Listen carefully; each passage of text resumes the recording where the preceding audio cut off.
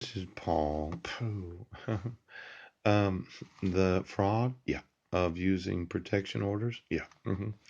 I know that you think that for sure every person that ever went to a court to petition for a protection order, Judge Ken Williams, right, would never lie about the actual relationship. No. Mm-mm. Mm-mm.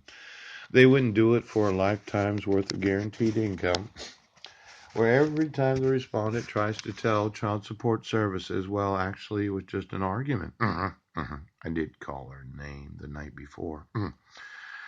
Now, the Confrontation Clause of the Sixth Amendment to the United States provides that in all criminal prosecutions, the accused shall enjoy the right to be confronted with the witnesses against him. That's a Sixth Amendment right, the Confrontation Clause.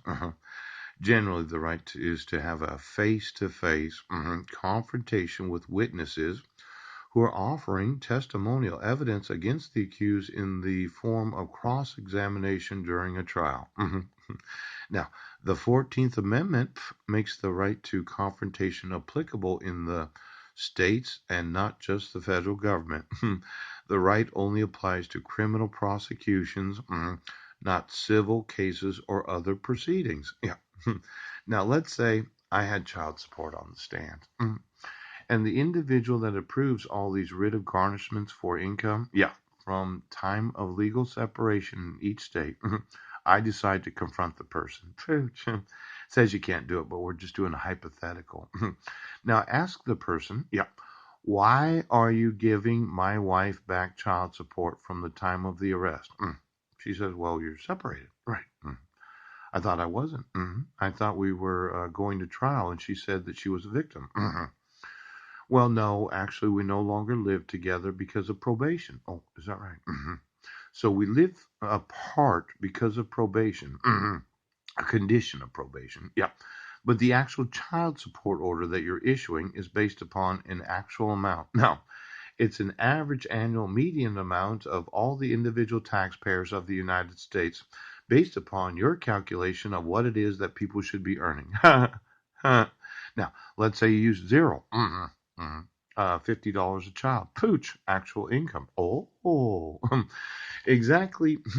What is the dollar amount that should be available to any individual as a wage garnishment at the actual time of the accusation of legal separation?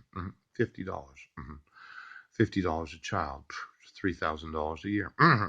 Now, you would say it's actual income, and if I was making $200,000 a year, she should get $100,000 a year. Yeah, because of the 50% of the earnings of the individual. Now, the schedule of the requirements for child support payments. Pouch! Right now.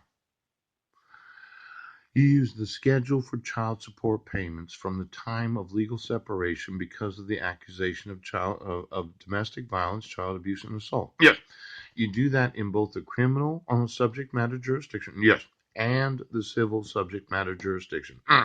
So if the average income is $70,000 right now, you're using child support payment schedules, yes, to obligate back child support payments, yes, that the state does or does not start paying at the time of legal separation 15 days later. Poof.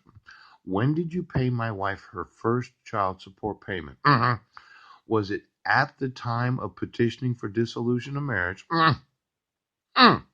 Was it at the time of the arrest on May 27th of 2012 when I was accused of the crime of violating the protection order? Yes, that was issued in the civil jurisdiction of the state of Washington.